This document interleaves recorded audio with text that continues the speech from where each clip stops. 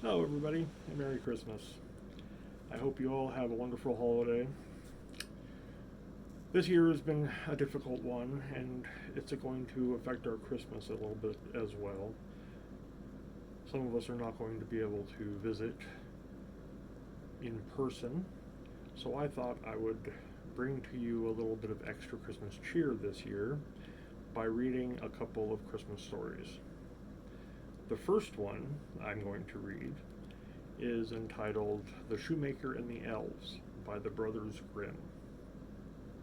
Let's go ahead and begin. A shoemaker, through no fault of his own, had become so poor that he had only leather enough for a single pair of shoes. He cut them out one evening, then went to bed, intending to finish them the next morning. Having a clear conscience, he went to bed peacefully, commended himself to God, and fell asleep. The next morning, after saying his prayers, he was about to return to work when he found the shoes on his workbench completely finished. Amazed, he did not know what to say. He picked up the shoes in order to examine them more closely. They were so well made that not a single stitch was out of place, just as they were intended as a masterpiece. A customer came by,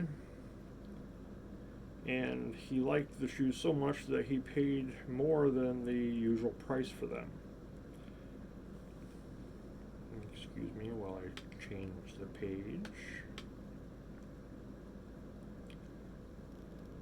The shoemaker now had enough money to buy leather for 2 pairs of shoes. That evening he cut them out, intending to continue his work the next morning with good cheer. But he did not need to do so, because when he got up, they were already finished. Customers soon bought them, paying him enough that he now had, or rather, he could buy leather for 4 more pairs of shoes. Early the next morning, he found the 4 pairs finished, and so it continued. Whatever he cut out in the evening was always finished the following morning. He now had a respectable income, and with time became a wealthy man. One evening, shortly before Christmas, just before going to bed, and having already cut out a number of shoes, he said to his wife, "Why don't we stay up tonight and see who is giving us this helping hand?" His wife agreed to this and lit a candle. Then they hid themselves behind some clothes that were hanging in the corner of the room. At midnight, 2 cute little naked men appeared, sitting down at the workbench. They picked up the cutout pieces and worked so unbelievably quickly and nimbly that the amazed shoemaker could not take his eyes from them. They did not stop until they had finished everything. They placed the completed shoes on the workbench, then quickly ran away. The next morning, wife said, "The little men have made us wealthy. We must show them our thanks. They are running around with nothing on, freezing. Do you know what I want? I want to sew some shirts, jackets, undershirts, and trousers for them, and knit a pair of stockings for each of them. And you should make a pair of shoes for each of them." The husband said, "I agree."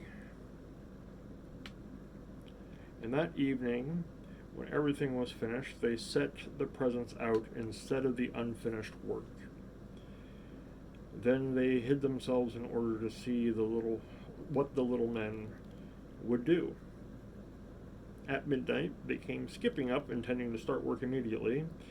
When they saw the little clothes instead of the cut-out leather, they at first seemed puzzled, but then delighted. They quickly put them on, then, stroking the beautiful clothes on their bodies, they sang,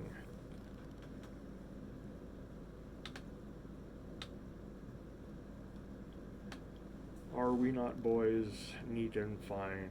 No longer cobblers shall we be." Then they hugged and danced about, jumping over chairs and benches. Finally, they danced out of the house. They never returned, but the shoemaker prospered, succeeding in everything that he did.